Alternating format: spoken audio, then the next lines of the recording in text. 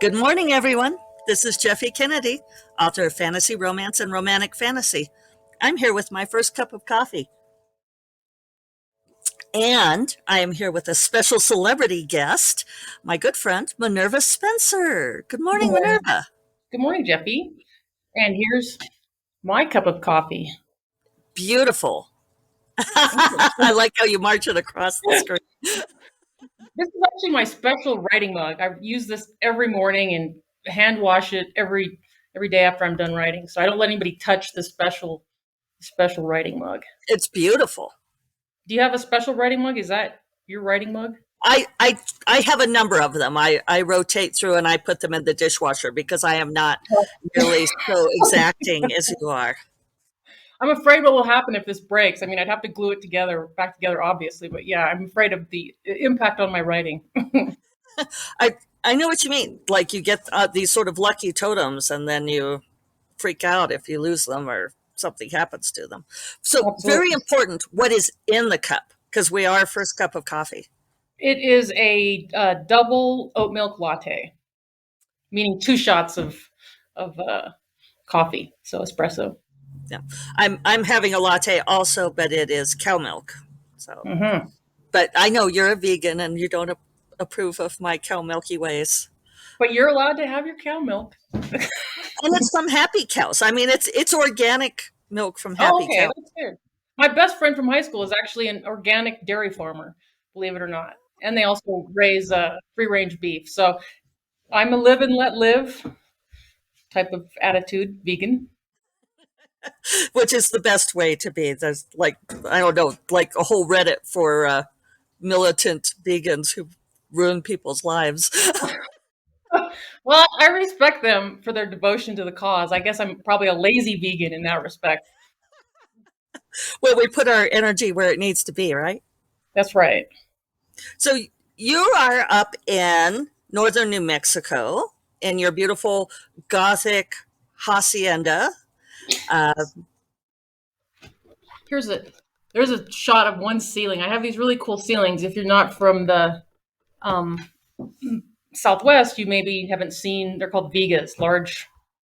Uh, so we killed trees to make our ceilings. So I'm a vegan, but not an arborin, I guess.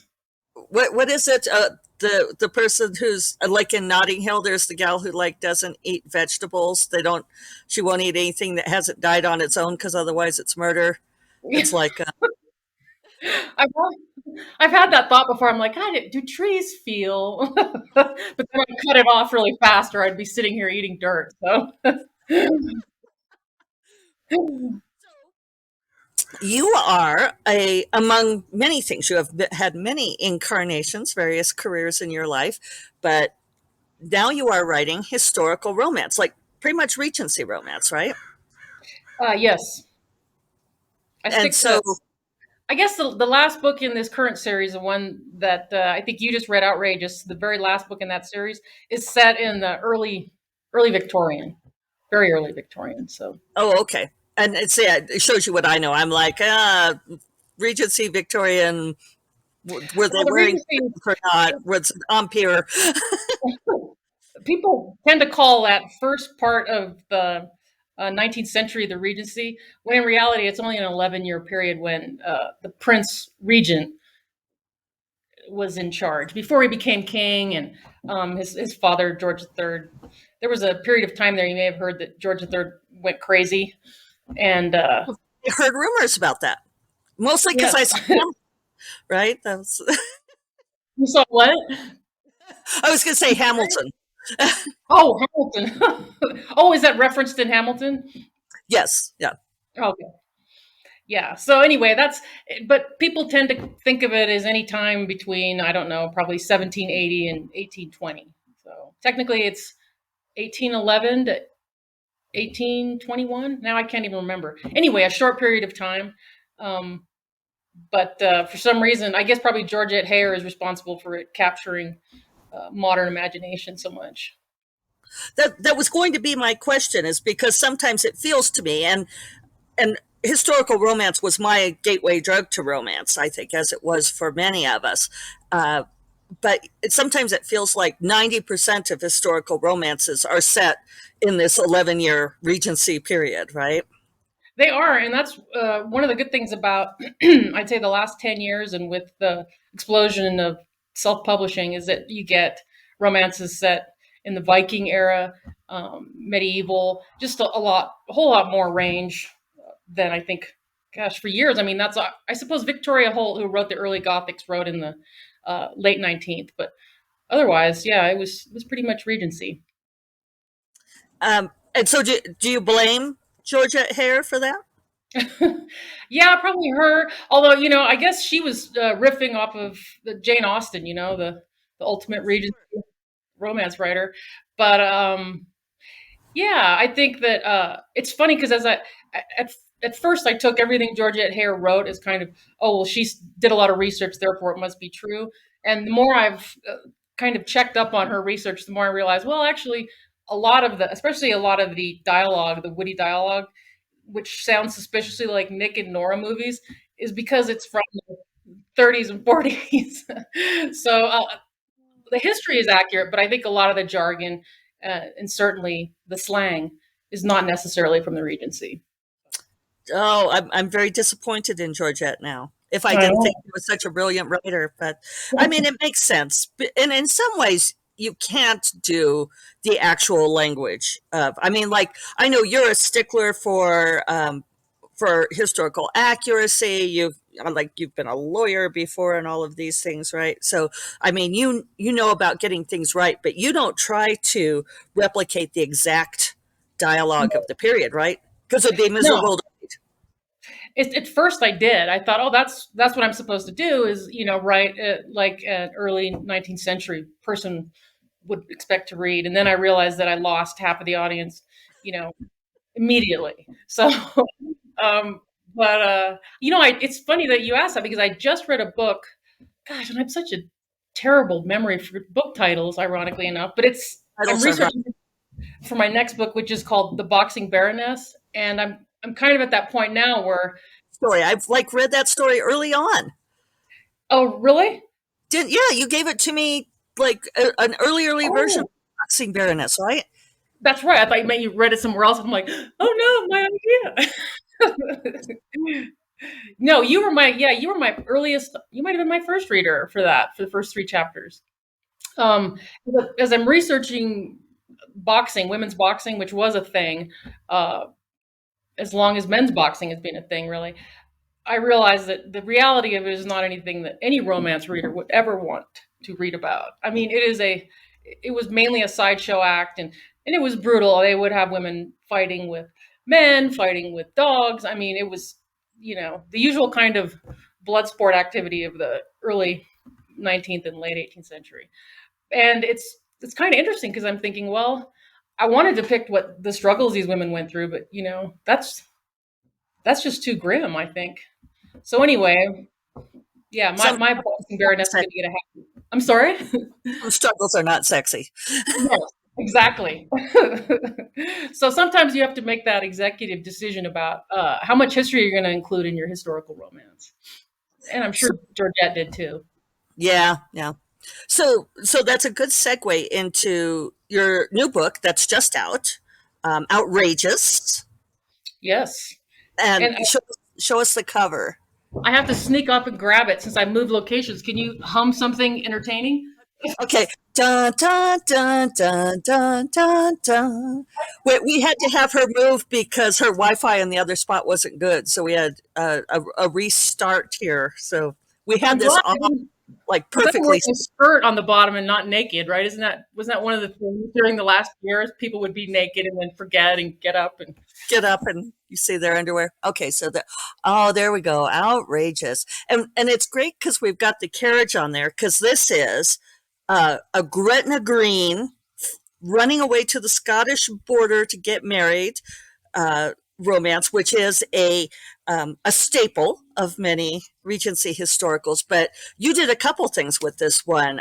You gender flipped it, but you also did a lot of like research into the legalities of it, right? yes. In fact, I got in touch with a woman from the Scottish border who Of course, I can't remember the name of their organization, but it's basically a historical trust for the border area, and it's from Coldstream, Scotland. So everybody thinks of Gretna Green, but anywhere along the border would do. Anywhere in Scotland would do, obviously, for these kind of shotgun weddings. And I knew if like if Gretna Green was like a town or a chapel or what. I mean, I was yeah, like it's just a little town that kind of grew up around the industry of providing these marriages. And reading, Vegas, sorry, like Las Vegas, right? exactly, it is. It's exactly, and it's funny that their kind of motivation for doing that is completely the opposite of Las Vegas. I mean, they're very much trying to promote weddings, right? Just getting married and being godly and whatever. I'm not. I guess Vegas would be about money, right? But anyway, yeah. So that was a lot of fun, and having her kidnap him was uh, for that character who I've referenced on and off since my very first book, Dangerous. It's the two series. There's 6 books total, and they all are interconnected to various degrees. And so she was mentioned in the very first book, and she's kind of problematic. And so it was something that she would have done, I think. Why is she problematic?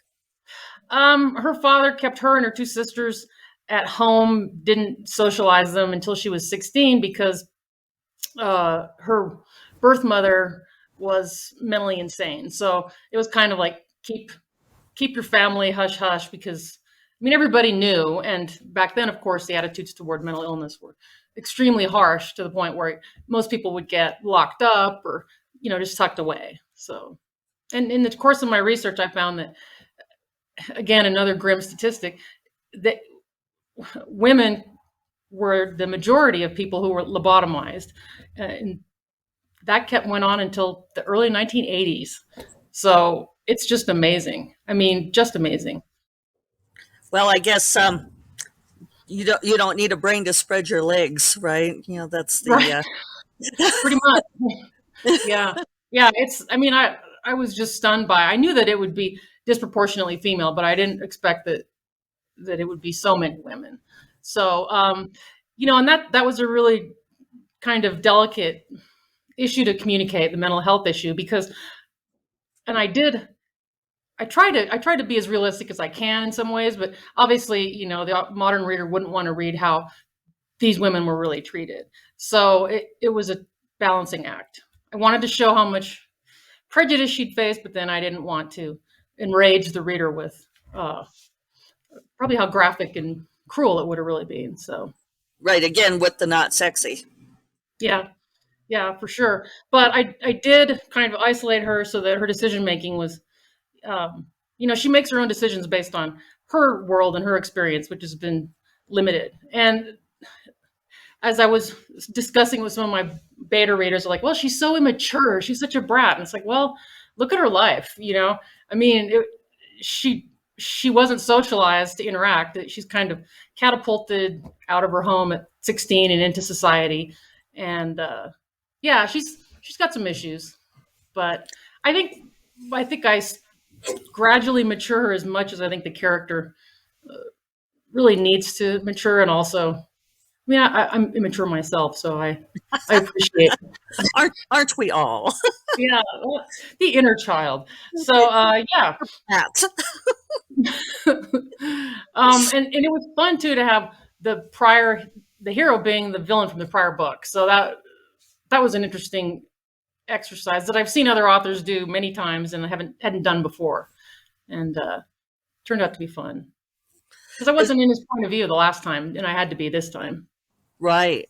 And is that why you decided to gender flip it from the hero kidnapping the heroine, or Yeah, and actually, she stole the idea from him because he was planning some vengeance and had kidnapping on his mind. So she kind of did what she did, as outrageous as it is, you to have to hold up the book title when you do that? Like, that's outrageous. she did it to stop him from doing a similar act. So it was just, I would say, she picked the right weapon, Yeah. not wisely as it turned out, because she thought she could get away with, she could get her way, but turns out he's got some surprises for her. That sounds like the good voiceover.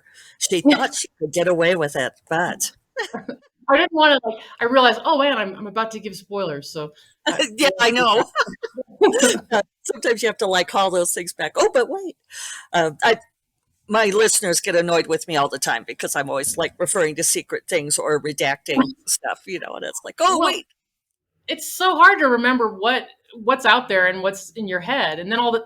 I think of all the stuff we cut, right? I mean, all the characters and interactions you cut, and then you think that they're still floating around out there. It's right, and it's like, oh no, I never put that in the book. do you outline? I can't remember if you're a pantser or a plotter. I'm a No. total pantser. Okay. So me too. So we both understand that those things just happen, right? These characters hijack stories, and sometimes it's a shame, right? You love them, but they don't fit into the story. Yeah, yeah, and it's like, no, I'm sorry, gotta go. Yep. So what was it like trying to turn the villain into the hero? What you said you hadn't done that before.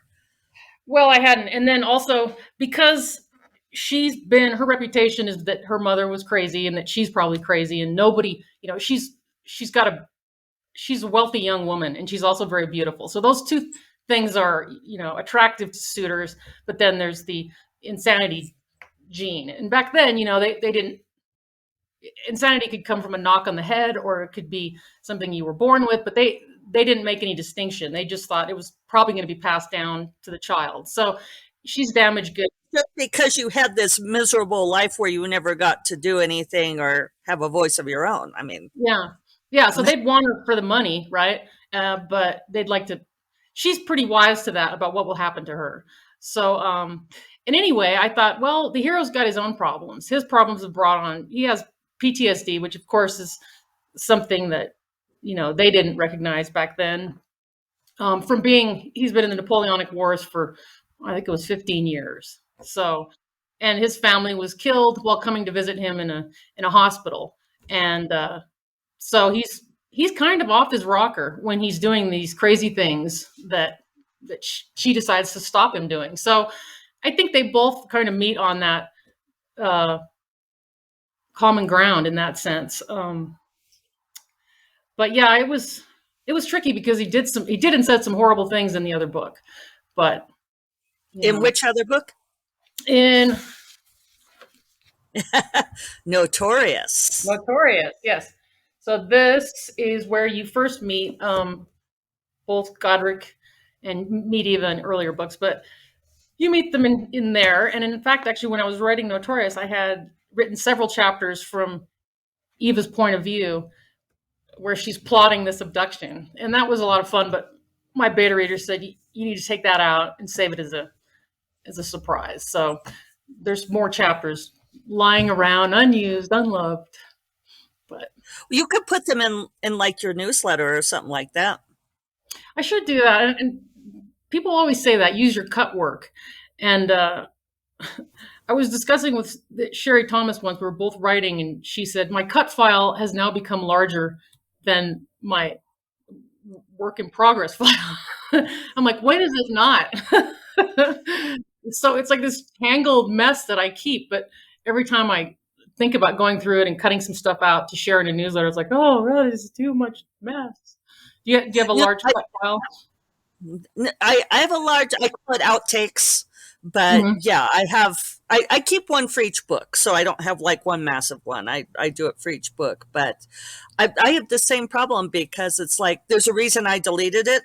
And so I don't want to, I don't share them very often. And I do get that, people are like, oh, well, maybe you could share that with us in the newsletter or something like that. And I'm like, oh, maybe, Yeah. but it's, Then you gotta edit it, proofread it. Uh, sounds like work to me. So, well, speaking of work, can you tell us about your beautiful sparkly glasses?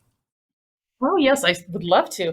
These are as I was discussing my tight-fistedness as we were chatting before your show. I really wanted a pair of glasses like this, but they were $40 for reading glasses. So I decided that was too much. So I bought a pair of, I think these are $7, and and then I got a deal on rhinestones. It was like 4,000 rhinestones for $20. So if you have anything you need rhinestone encrusted, I'm here for you, Jeffy.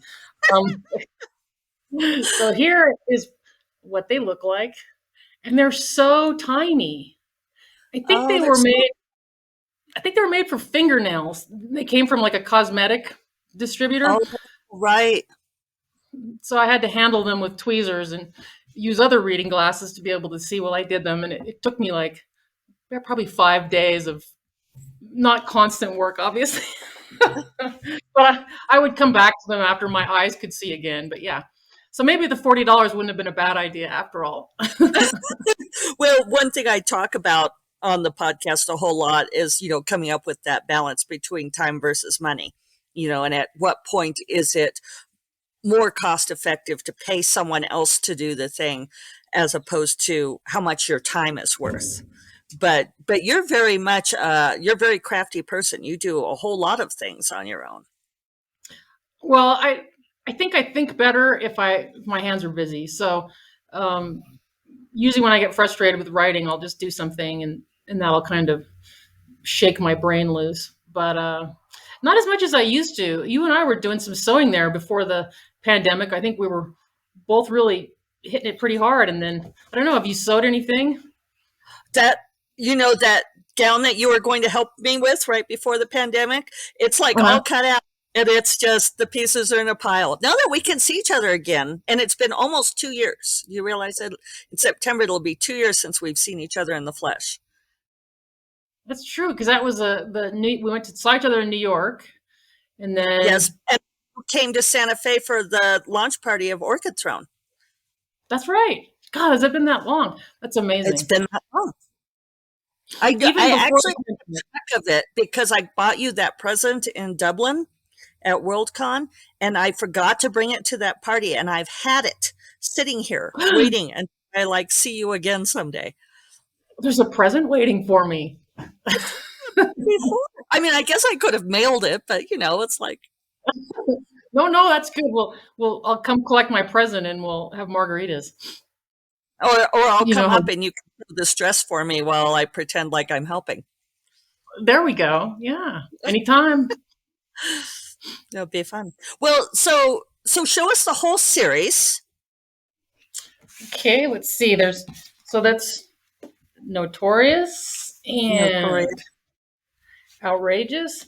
And then I have an early copy of Infamous, which is the last book in the series.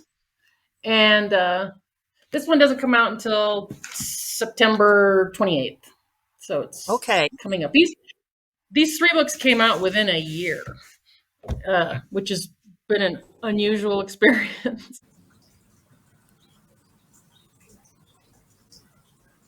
Well, I'll go ahead and do my sign off. I'll see if I can get her back for a sign off.